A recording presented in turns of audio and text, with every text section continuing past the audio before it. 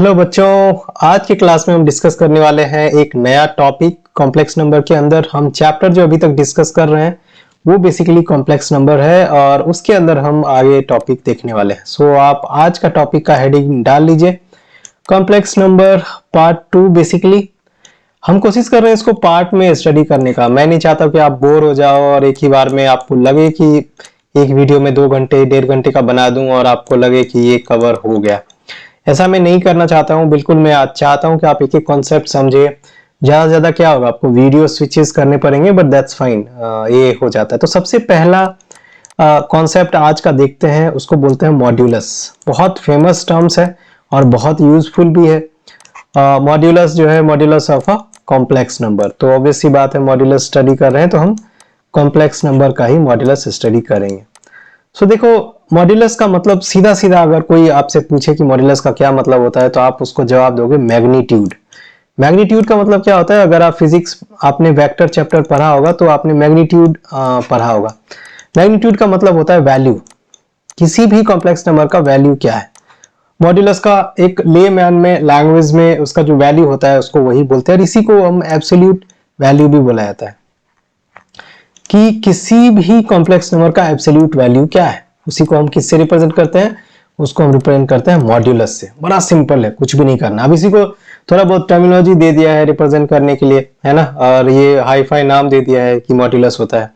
और देखो सिंपल सा टर्म्स है कि हम जेड जो है, जेड को हम कॉम्प्लेक्स नंबर मानते हैं, राइट। ये हमारा कॉम्प्लेक्स नंबर होता है। कोई भी कुछ भी हो सकता है इसमें। आप x plus iota B, आईटा Y और ए प्लस आईटा बी के फॉर्म में कुछ भी हो सकता है। ये हमें कोई लेना देना नहीं है। और इसी को रिप्रेजेंट करने के लिए जो मॉड्यूलस ऑफ कॉम्प्लेक्स नंबर है, इसको रिप्रेजेंट करने के लिए उन्होंने क्या किया, 2 खंबे लगा दिए दोनों साइड। तो इसको क्या बोल दिया? मॉड्यूलस।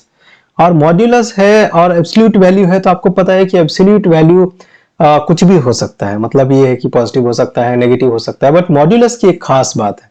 इसको डिनोट करते हैं किसको? Denoted by. ये आप लिख लो, आपको काम आएगा।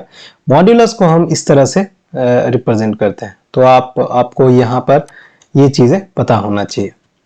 अब चूंकि मैं बात कर रहा था इसके एब्सोल्यूट वैल्यू की, वैल्यू होगी तो वो क्या होगी? वैल्यू तो कुछ भी हो सकता है।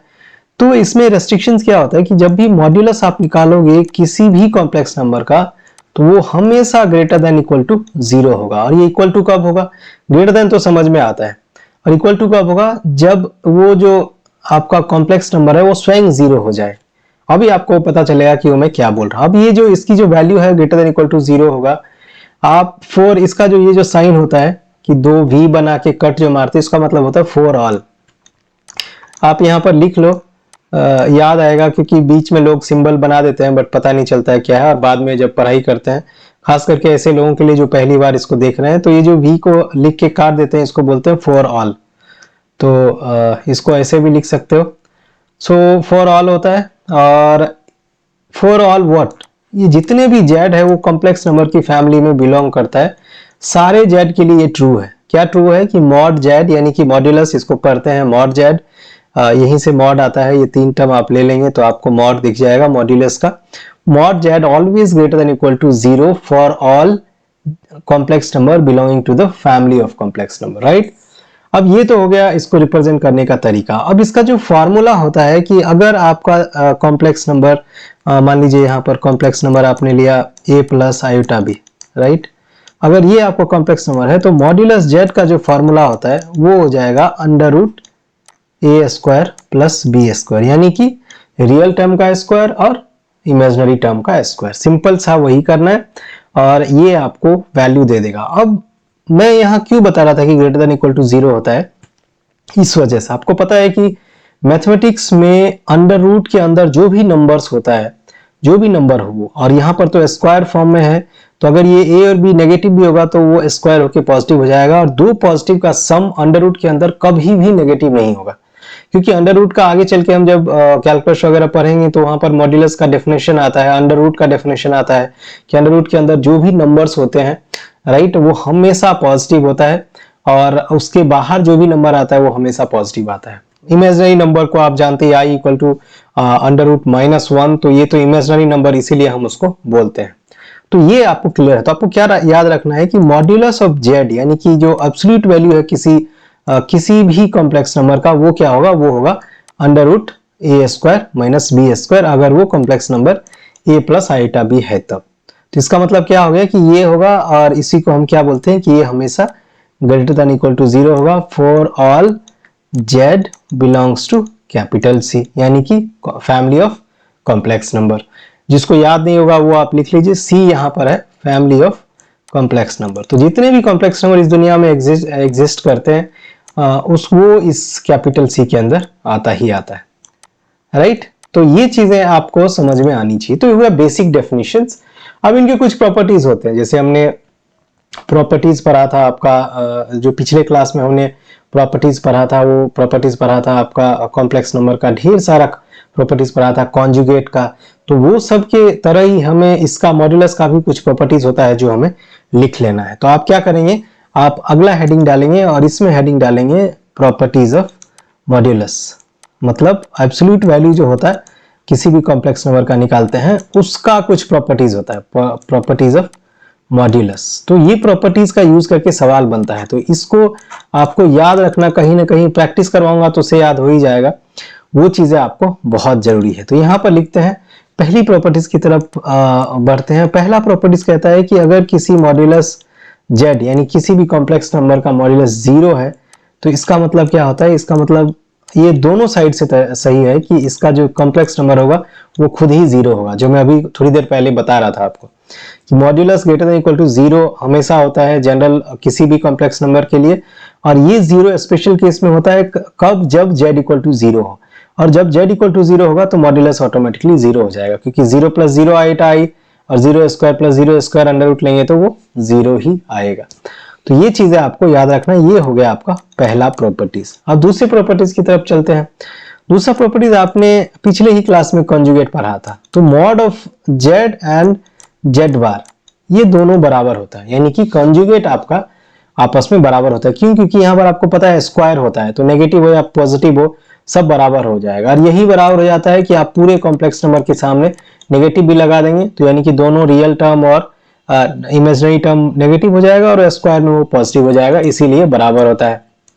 और यही सेम चीज आप इसके आर्ग्यूमेंट पे लगा दीजिए। तो ये जो आपस में चार वैल्यू है, इसका जो मॉड्यूलस होता है वो सेम ही होता है। वो सेम होगा, क्या होगा, z इक्वल टू अगर a प्लस आईटा बी है आपने, तो यहाँ पर आप इसको क्या लिख सकते हैं, ये सारे का वैल्यू हो जाएगा अंडर रूट ए square plus B square. Simple है, बहुत सिंपल है।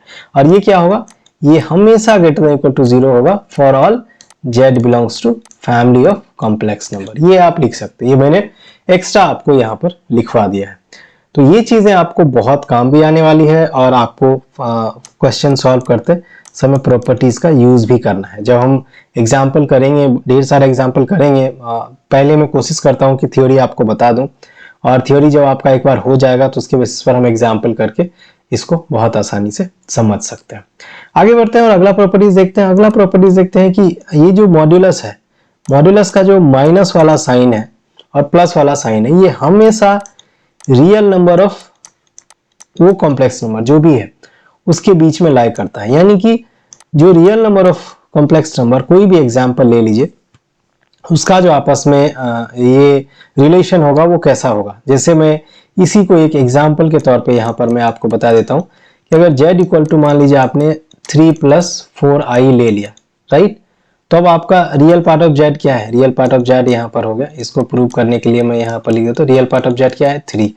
अब इसका मॉड z निकालिए। मॉड z क्या निकालेंगे, under root 5 square sorry 3 square plus under root 4 square.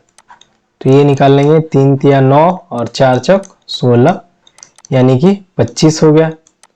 और 25 का अंडर रूट कितना होता है, 5। ठीक है, हमने जानबूझ के ऐसा लिया था इसका स्क्वायर रूट निकाल सके।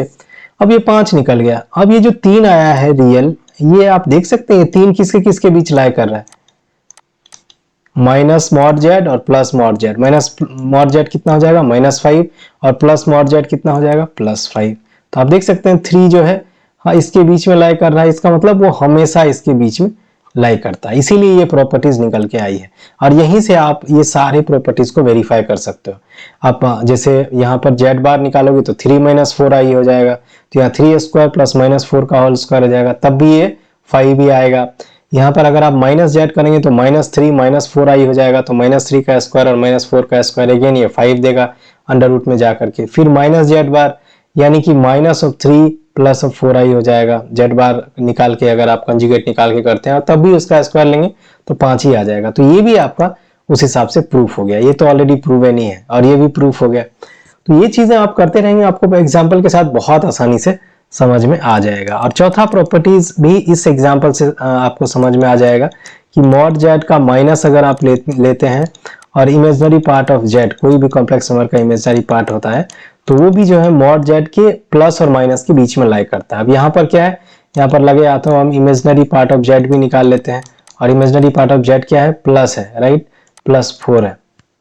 तो +4 है तो आप देख सकते हैं वो भी माइनस, और ये जो आप अगर लिखेंगे इसको तो -5 के बीच लाई करता है, -5 और 5 के बीच में। तो दूसरा प्रॉपर्टीज भी यहाँ से वेरीफाई हो जाता है कि 4 -5 और 5 के बीच में लाई करता है। बहुत बहुत सिंपल है, बहुत आसानी से मेरे ख्याल से आपको समझ में आना चाहिए। अब पांचवें प्रॉपर्टीज की तरफ बढ़ते ही, प्रॉपर्टीज है बट आपको साथ साथ समझ में आ जाना चाहिए। और एक एग्जाम्पल से हम पूरे का पूरा ये जो प्रॉपर्टीज है उसको हम समझ रहे हैं। और ये जो जेड और जेड बार को मल्टीप्लाई करेंगे तो क्या आएगा, मॉड जेड स्क्वायर, राइट। ये हमने कहीं पढ़ा था, याद होगा अगर किसी को, जेड और जेड बार को आप मल्टीप्लाई करो, इसे यहाँ पर मल्टीप्लाई कर लो। तो यहाँ पर अगर जेड बार इसी एग्जाम्पल में निकालोगे तो जेड बार क्या हो जाएगा, 3 - 4i। माइनस कहाँ से आया, सिर्फ इमेजिनरी पार्ट में माइनस लगता है जब आप कंजुगेट निकालते हो।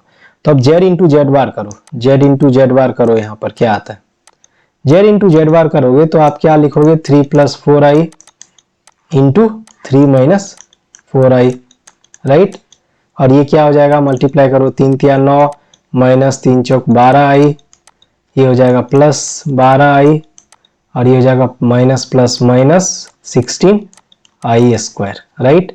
ये और ये टर्म कट गया और यहाँ पर आ जाएगा 9 -16 और i स्क्वायर का वैल्यू कितना होता है, -1। आप यहाँ पर लिख देंगे चूंकि i स्क्वायर इक्वल टू -1। अब ये आपका हो गया तो माइनस माइनस प्लस हो गया, तो 9 + 16 कितना हो गया, 25। ठीक है, अब 25, अब मॉड जेड हमने कितना निकाला था, 5, तो मॉड जेड का स्क्वायर करो, कितना होता है 5 × 5।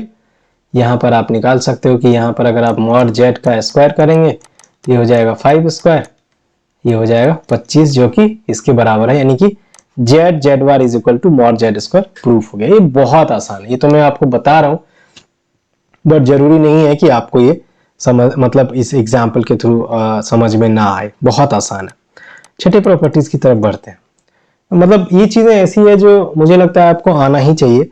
छठे प्रॉपर्टीज पर जाने से पहले हम किसी में एक कॉन्सेप्ट है इसी में, वो हम समझ लेते हैं। वो ये है कि अगर रेसिप्रोकल में होगा, आपको रेसिप्रोकल हमने सिखाया था कि रेसिप्रोकल क्या होता है, राइट।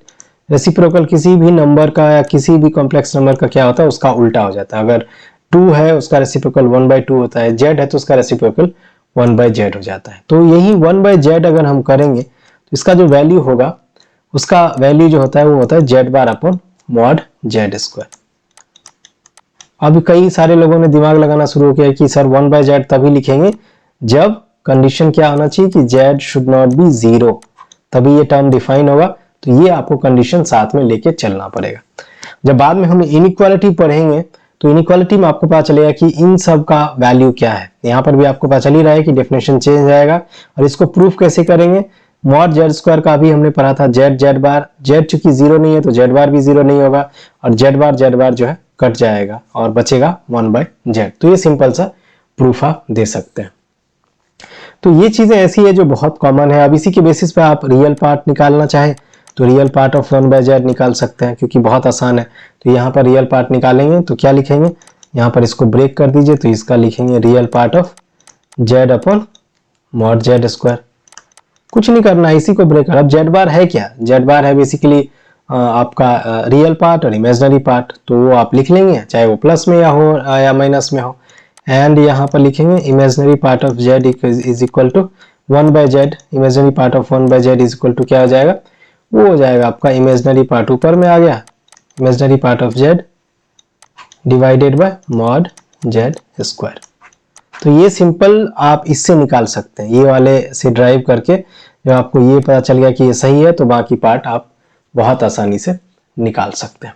ये तो हो गया जब एक सिंगल कॉम्प्लेक्स नंबर की बात करेंगे हम तब की बात होगी। अगर मल्टीपल कॉम्प्लेक्स नंबर आ जाए, फॉर एग्जांपल 2 कॉम्प्लेक्स नंबर आ जाएंगे, तो उस समय रूल क्या हो जाता है? तो उस समय भी रूल बहुत ज़्यादा चेंज नहीं होता है। तो दो कॉम्प्लेक्स नंबर की बात कर सकते हैं।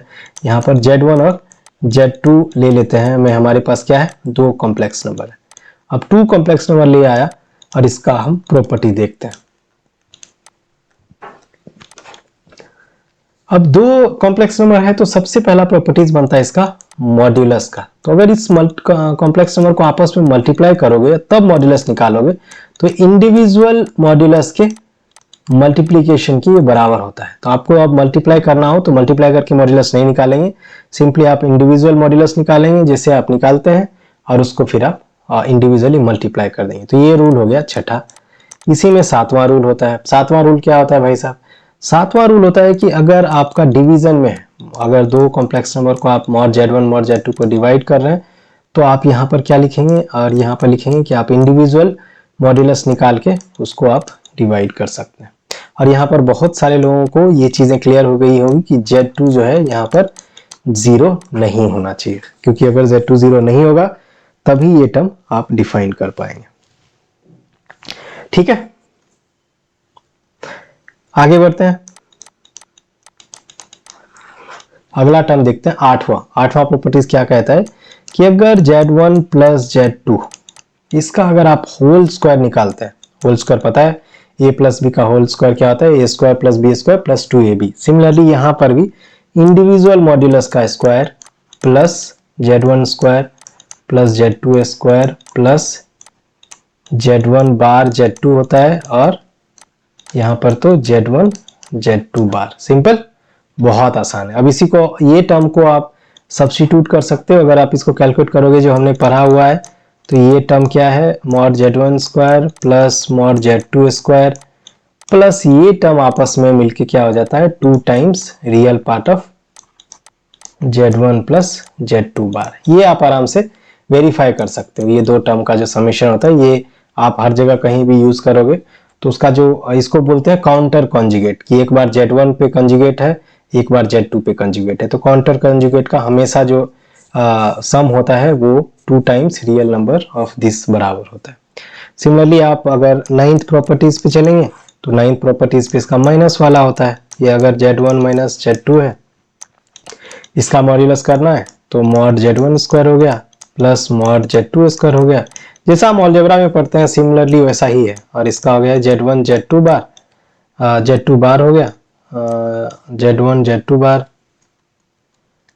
Z2 बार हो गया, और फिर यहाँ पर माइनस Z1 बार Z2 हो गया। सिंपल, ये बहुत ज़्यादा जरूरी है आपको समझना। और इसी को आप क्या करेंगे? 2 टाइम्स माइनस कॉमन ले लेंगे, ये प्लस हो जाएगा, और इसी प्लस का वैल्यू यहाँ पर आप रिप्लेस कर देंगे 2 times real part of Z1 into Z2। तो यहाँ पर क्या लिखेंगे?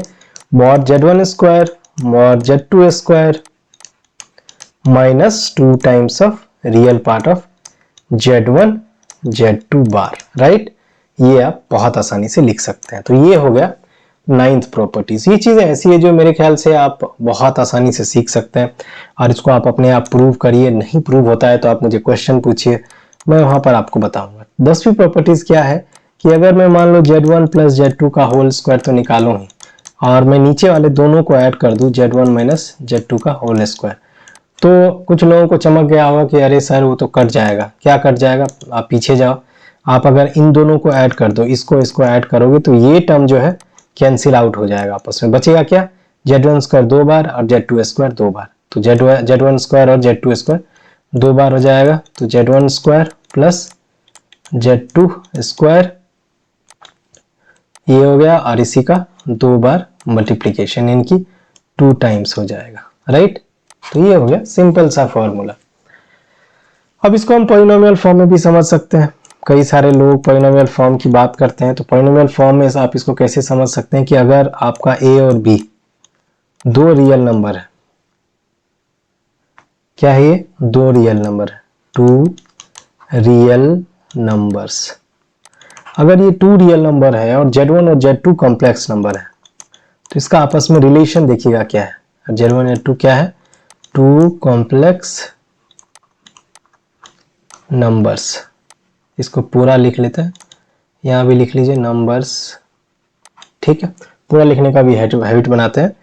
ये अगर ये दोनों केस है तो इस केस में क्या होता है, इस केस में एक फॉर्मूला लिखते हैं जो हमेशा वैलिड होता है। आप उसको लिख सकते हैं a into Z1 plus b into Z2। ये मॉड्यूलस ले रहा हूं मैं, a Z1 plus b Z2 का होल स्क्वायर प्लस इसका माइनस b इंटू, इसका मॉड्यूलस लेना है b into Z1 minus a into Z2। ये देख रहे हैं क्या फर्क कहां पर आ रहा है कि a को Z1 के साथ मल्टीप्लाई किया, फिर प्लस किया b को Z2 के साथ, आप रिवर्स कर दिया, b को Z1 के साथ मल्टीप्लाई कर दिया और उसमें से सब्ट्रैक्ट कर दिया a Z2। तो ये चीजें का जो आपको सम निकल के आता है वो सीधा आ जाता है कि जो रियल नंबर है आप उसका स्क्वायर निकाल लीजिए और फिर इसको मल्टीप्लाई कर दीजिए individual Z1 square plus individual Z2 square, right. ये बहुत आसान है और ये बहुत आसानी से समझ में आ जाएगा। अभी इसको प्रूव कैसे करेंगे, नॉर्मली इसको जैसे आप एक्सपेंड करते हैं वैसे एक्सपेंड कर लीजिए। अब a और b चूंकि रियल है तो ये कॉमन आ जाएगा, कॉम्प्लेक्स नंबर तो है नहीं। और यहाँ पर जो है ये -2ab Z1 Z2 वाला जो पार्ट है, जो रियल वाला पार्ट था, वो आपस में कैंसिल हो जाएगा, यानी कि 2 टाइम्स रियल वाला पार्ट जो है इसमें से प्लस है इसमें से माइनस है तो आपस में कैंसिल आउट हो जाएगा और a square plus b square overall इसमें से कॉमन आ जाएगा। तो ये इस तरह से आप इसको प्रूव कर सकते हैं। 12th की तरफ बढ़ते हैं। 12वां जो प्रॉपर्टीज है ये भी बहुत आसान है। इसको आपको समझने की जरूरत है कि आपको Z1 और Z2 अगर जीरो नहीं है, दिया हुआ है कि Z1 एंड Z2 जो है आपस में जीरो नहीं है, सो आप यहाँ पर ऐसे लिखेंगे Z1 Z2 ये जीरो के बराबर नहीं होना चाहिए, पहला कंडीशन। अगर ये ऐसा है तो क्या होगा, तो हम ये लिख सकते हैं कि ये जो Z1 square plus Z2, sorry इसका जो मॉड्यूलस का स्क्वायर होता है, Z1 प्लस Z2 का मॉड्यूलस का स्क्वायर, ये होता है mod Z1 square plus mod Z2 square. अगर ये कंडीशन होल्ड कर रहा है, ये जो आप देख रहे हैं कि Z1 प्लस Z2 का जो स्क्वायर है वो इंडिविजुअल स्क्वायर के बराबर हो रहा है, जनरली 2 टाइम्स रियल टर्म भी आता है, real term of Z1 into Z2 bar.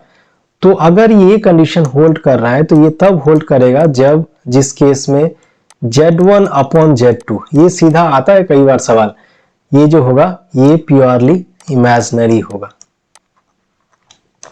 Purely imaginary. इसका मतलब क्या है, प्योरली इमेजिनरी कब हो सकता है, जब रियल टर्म जीरो हो, और जब रियल टर्म जीरो हो गया तो बचा क्या इमेजिनरी टर्म का आप स्क्वायर ले सकते हैं, दोनों में दोनों को ऐड करेंगे तो इमेजिनरी आई स्क्वायर एक यहाँ बाहर आएगा और वो इंडिविजुअल सम के बराबर हो जाएगा, क्योंकि यहाँ भी इमेजिनरी टर्म्स का स्क्वायर आएगा तो I square minus one overall minus sign common लेंगे और यहाँ ऑलरेडी माइनस साइन कॉमन है, तो ये आपका ऑलरेडी प्रूफ हो जाता है इसके साथ। इसीलिए जब Z1 अपन Z2 इमेजिनरी है, प्योरली इमेजिनरी, तो ये कंडीशन होल्ड करेगा, और जब ये कंडीशन पहले आपको दिया हुआ होगा तो Z1 अपन Z2 जो होगा वो प्योरली इमेजिनरी होना ही पड़ेगा। तो ये चीजें आपको ध्यान रखना है। 13th प्रॉपर्टीज की तरफ बढ़ते हैं और उसको जानने की कोशिश करते हैं कि 13 प्रॉपर्टी है। 13 प्रॉपर्टी को हम एक नया नाम देते हैं, उसको हम बोलते हैं ट्रायंगल इनइक्वालिटी। बहुत काम आएगा, ये बहुत काम आएगा, इसको हाईलाइट करके लिख लो, ट्रायंगल इनइक्वालिटी। ये ऐसी चीज है जो जनरली हम मिस आउट करते हैं और इसको आप स्टार मार्क करके लिखिए। ट्रायंगल इनइक्वालिटी बहुत काम आता है। तो इसमें क्या होता है, सबसे पहले इसको समझते हैं। कि अगर Z1 एंड Z2 ये 2 कॉम्प्लेक्स नंबर है आपका, 2 कॉम्प्लेक्स नंबर्स। सो अगर 2 कॉम्प्लेक्स नंबर है तो इसका जो है कुछ कंडीशन होल्ड करता है, राइट। तो उस केस में क्या कंडीशन होता है, ये इनइक्वालिटी है। इनइक्वालिटी मतलब इक्वल तो नहीं है, तो इनइक्वल है, या तो ग्रेटर देन है या लेस देन है। तो इसमें क्या होता है, इसमें जो होता है अगर आप दोनों को सम करोगे, अगर ये 2 कॉम्प्लेक्स नंबर है और इसका दोनों का सम का जो मॉड्यूलस निकालोगे, ये हमेशा जो है less than equal to mod Z1 plus mod Z2 होता है। यानी कि इसका जो 2 कॉम्प्लेक्स नंबर का समेशन है उसका जब मॉड्यूलस निकालेंगे तो वो हमेशा इंडिविजुअल मॉड्यूलस के समेशन से लेस देन और इक्वल टू होगा। और ये इक्वल टू होल्ड कब करेगा, जब हम इसकी बात करते हैं, इक्वल टू की बात करते हैं, तो ये इक्वल टू होल्ड कब करेगा, यहां पर मैं मार्क कर देता हूं। तो इसको हम क्या लिखेंगे, इक्वालिटी इक्वालिटी होल्ड्स, कब होल्ड करेगा? इफ क्या होगा? Z1 और Z2 बार, ये मल्टीप्लाई करके आप देख लेना, ये अगर ग्रेटर देन इक्वल टू 0 है तो ये कंडीशन आपको हमेशा ध्यान रखना। ये तो दो ही कॉम्प्लेक्स नंबर में है, अगर मान लीजिए ये कॉम्प्लेक्स नंबर दो से ज्यादा हो जाए तो हम क्या करेंगे, तो हम कैसे करेंगे? तो इसका मतलब ये है कि आपको क्या करना पड़ेगा, आपको इसको एक्सपैंड करना पड़ेगा। तो एक्सपैंड कैसे करेंगे, अगले पेज में लिखते हैं। अगले पेज में हम ये लिखते हैं कि अगर मान लो हमारा ये n टर्म्स हो गया, Z1 Z2 Z3, ऐसा करते करते हम चले गए, चलते गए हम पहुंच गए Zn तक। हमारे पास Zn अगर कॉम्प्लेक्स नंबर है, ये कॉम्प्लेक्स नंबर्स है सारे, तो ये जो कंडीशन हमने लिखा था ये हमारा कैसे होल्ड करेगा। ये जो कंडीशन आप यहाँ पर देख रहे हैं कि दो कॉम्प्लेक्स नंबर में ये होल्ड करता है, तो क्या ये n कॉम्प्लेक्स नंबर में होल्ड करेगा? आंसर इज यस, बिल्कुल करेगा। तो आप क्या करेंगे, इसको इंडिविजुअली ऐड कर लीजिए n times, Z1 plus Z2 plus Z3 plus add करते जाइए और n Zn तक करिए, और इसका जो मॉड्यूलस है वो भी हमेशा लेस देन होगा इसके इंडिविजुअल मॉड्यूलस के समेशन के बराबर। आप लिखते जाइए इसको, modulus Z2 plus modulus Z3। ये क्या है? ये थ्योरी है, ये आपके कमान है जो आपके तर्कस में होने चाहिए। ये ऐसी टूल्स हैं, जो तीर हैं, जो आपको सवाल सॉल्व करने में मदद करेगा। ये आपको हमेशा होल्ड करेगा।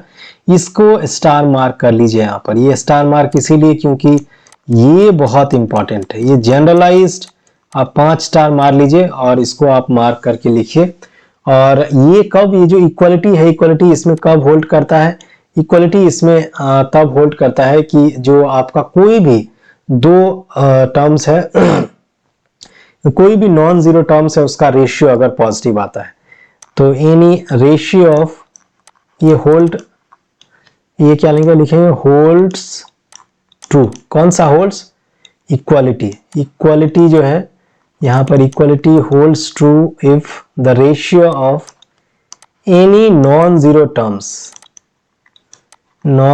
टर्म्स, कोई भी नॉन जीरो टर्म्स ले लीजिए, अगर उसका रेशियो आपस में पॉजिटिव है, रेशियो इज पॉजिटिव, तो हम क्या बोलेंगे? हम बोलेंगे कि ये इनइक्वालिटी जो आप यहां पर देख रहे हैं, ये आपका होल्ड करता है। ये बहुत इंपॉर्टेंट कॉन्सेप्ट है जो आपको बहुत आसानी से अभी ग्रास्प नहीं होगा। आप इसको बार बार देखिए कि इंडिविजुअल कॉम्प्लेक्स नंबर का समेशन करेंगे और उसका जो मॉड्यूलस लेंगे वो हमेशा उसके इंडिविजुअल मॉड्यूलस के सम के बराबर होगा। कि पहले आपने मॉड्यूलस निकाला इंडिविजुअल का, फिर उसको सम किया, तो उससे हमेशा ये लेस होगा। इसका रीजन बताता हूं। रीजन क्या है कि इंडिविजुअल मॉड्यूलस आप ले रहे हो तो इसमें साइन जो आ रहा है वो अंडर स्क्वायर ए स्क्वायर बी स्क्वायर में साइन इसमें इनकॉर्पोरेट होके ये एक एब्सोल्यूट वैल्यू हो जाती है, राइट। बट यहां पर ऐसा हो सकता है कि Z1 में एक टर्म नेगेटिव है, एक पॉजिटिव है, Z2 में भी एक टर्म पॉजिटिव है, एक टर्म नेगेटिव है, तो यहां पर आपस में वो सब्ट्रैक्ट और ऐड हो सकता है। इसीलिए जब आप फाइनली इसको देखते हो तो ये आप बोलते हो कि ये जो है आपस में हमेशा लेस देन इक्वल टू होगा इसके इंडिविजुअल मॉड्यूलस के बराबर। तो ये हो गया इसका थोड़ा सा डिटेल्ड में आपका अंडरस्टैंडिंग। अब इसी में आगे बढ़ते हैं और इसी में 14th पॉइंट आप देख सकते हैं। 14th पॉइंट में क्या है? 14th पॉइंट में आप बात करेंगे इसके अगले प्रॉपर्टीज का, जिसमें माइनस वाले की हम बात करेंगे। जिस तरह से हमने देखा कि प्लस में ये होल्ड करता है, उसी तरह माइनस में भी अगर आप देखें कि Z1 माइनस Z2 अगर करेंगे तो यहाँ पर भी वही कॉन्सेप्ट आता है कि यहाँ पर ऐसा हो सकता है कि इसके कुछ नेगेटिव टर्म्स होंगे जो इसके साथ कैंसिल आउट हो रहा होगा या उसको ओवरऑल वैल्यू जो है उसको कम कर रहा होगा। तो ये चीजों की वजह से जो माइनस होता है वो हमेशा इंडिविजुअल मॉड्यूलस के समेशन के बराबर या उससे कम होता है। ये इक्वालिटी भी आपको पता ही है कब होल्ड करता है, जब आपका आगे जब हमने पढ़ा था कि Z1 Z2 bar greater than equal to 0 होगा। ये सेम इक्वालिटी आप यहाँ पर मेंटेन कर सकते हैं और आपका ये चीजें मैनेज हो जाएगा। अब मॉड्यूलस के अंदर मॉड्यूलस लेके चल रहा हूँ कि एक मॉड्यूलस में से दूसरा मॉड्यूलस को मैं माइनस कर रहा हूँ, है ना, और उसका मॉड्यूलस ले रहा हूँ। क्यों? क्योंकि अब ये मॉड्यूलस का मतलब क्या हो गया? एब्सोल्यूट वैल्यू, तो साइन इसमें तो कुछ आएगा नहीं। तो ये क्या होगा? ये हमेशा ये भी लेस होता है किससे? Modulus of Z1 plus modulus of Z2, right. एक ये प्रॉपर्टीज हो गई, ये भी बहुत इंपॉर्टेंट प्रॉपर्टीज हो गया। आगे बढ़ते हैं और 16th प्रॉपर्टीज देखते हैं। 16th प्रॉपर्टीज ऐसा है जो ये 14th जैसा है बट थोड़ा सा अलग है। Z1 माइनस Z2 जो आपने यहाँ पर निकाला था, इसका मॉड्यूलस अगर आप निकालेंगे तो ये जो होगा ये हमेशा ग्रेटर देन होगा किसका, यहाँ पर इंडिविजुअल मॉड्यूलस के सब्ट्रैक्शन का। क्या आपने सब्ट्रैक्ट किया, उसका एब्सोल्यूट वैल्यू ले लिया, तो ये तो एब्सोल्यूट वैल्यू हो गई। और ये जो आपका माइनस करके आप लिखेंगे उसके हमेशा लेस देन इक्वल होगा। तो ये चीजें आपको ध्यान रखने की जरूरत है। अब इसमें आखिरी जो 17th आप देख सकते हैं, 17th प्रॉपर्टी जो है वो बहुत ज्यादा इंपॉर्टेंट है। तो 17th प्रॉपर्टीज कहता है कि अगर आपका A1, A2, A3 and A4 ये अगर 4 कॉम्प्लेक्स नंबर है, 4 कॉम्प्लेक्स नंबर,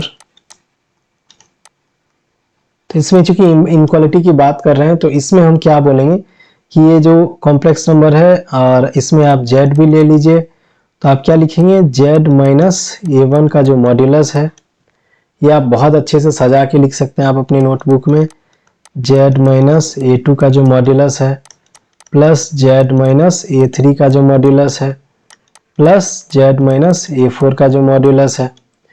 ये चारों का जो मॉड्यूलस का समेशन है होगा वो हमेशा ग्रेटर देन होगा किसका, मैक्सिमम ऑफ क्या, मैक्सिमम ऑफ ये वाला टर्म। मैक्सिमम ऑफ क्या लिखेंगे आप, ये हम मैक्सिमम में ऐसे यूज करते हैं, ये सिंबल आप यूज कर सकते हैं। ये मैक्सिमम बोलेंगे हम A1 माइनस AL, यहां पर मॉड्यूलस लिख लिया, प्लस AM माइनस AN, और ये तो इसमें से इनकी जो समेशन का जो मैक्सिमम होगा, जो भी इसका मैक्सिमम आए वो हमेशा लेस देन इक्वल टू होगा ये जो इंडिविजुअल नेगेटिव करके आप माइनस करके, चूंकि A1 है तो ये भी कॉम्प्लेक्स नंबर है, तो एक कॉम्प्लेक्स नंबर से दूसरा कॉम्प्लेक्स नंबर घटा के जो मॉड्यूलस लोगे उसका जो आपस में समेशन करोगे उससे वो हमेशा बड़ा होगा इसके मैक्सिमम से। अब यहाँ पर कुछ नए टर्म्स आ गए, ए मतलब L, M, N, तो यहाँ पर L को डिफाइन कर दिया गया है कि L, M और N जो है ये किसको बिलोंग करता है, ये इंटीजर्स है, बेसिकली इंटीजर्स है, इंटीजर्स लाइंग इन किस रेंज, 2, 3, 4। ये 2, 3, 4 कहां से आया, यहां से आया, 2, 3, 4 यहां से सेलेक्ट करके आया है, तो इसीलिए हम ऐसा इसको लिख रहे हैं। और दूसरा ये है कि इसमें और कंडीशन, ये L है बेसिकली, और दूसरा इसमें ये कंडीशन होता है कि M जो है हमेशा N से लेस होना चाहिए। तो अल्टीमेटली ये आपको समझ में आया कि M जो है छोटा है, N जो है बड़ा है, बेसिकली ये इसका फंडा है। तो ये हमेशा होल्ड ट्रू करेगा, और इसको भी आप स्टार मार्क कर करके लिख दीजिए। आप इसको किसी भी कॉम्प्लेक्स नंबर को लेकर के आप इसको प्रूव कर सकते हैं। तो आपका ये 5 स्टार यहाँ पर लग गया, और ये 5 स्टार आपको नोटबुक में अच्छे से मार्क करके लिखना है। इस पे क्वेश्चंस बनते ही बनते हैं। तो ये चीजें ऐसी चीजें हैं जो आप भूलेंगे नहीं, और आप बहुत आसानी से इसमें आपको याद भी रहेगा। तो ये हम मॉड्यूलस आज हम खत्म करते हैं, और मॉड्यूलस पे ही आज हम रुकते हैं, और अगले क्लास में हम और भी बातें करेंगे। अभी मैं चाहता हूं कि आप इसके ऊपर एक एक एग्जाम्पल जाके करें और वहां से सीखने की कोशिश करें। राइट, हमने पहला पार्ट ऑलरेडी कवर कर चुके हैं, तो आप पहला पार्ट जाके वीडियो में देख सकते हैं कि जो हमारे चैनल पे कॉम्प्लेक्स नंबर पार्ट 1 का वीडियो है, ये आपका पार्ट 2 जो है, पार्ट 2 छोटा सा मॉड्यूलस पर हम डिस्कस किए हैं। इसका टॉपिक बहुत अच्छा है और बहुत इंटरेस्टिंग भी है, तो हम धीरे धीरे इसमें चलने की कोशिश कर रहे हैं। तो आपको ऐसा होगा कि मतलब ऐसा फील भी नहीं आया कि आपने कब पूरा चैप्टर खत्म कर लिया। मैं नहीं चाहता हूं कि आपको 1 घंटे का क्लास लेके आपको बोर करूं, बस आप धीरे धीरे सीखते जाइए। अल्टीमेटली आपको सीखना मेन मकसद है हमारा, और उससे हमारा काम हो जाएगा। मिलते हैं अगले वीडियो में। Thank you so much for watching my video.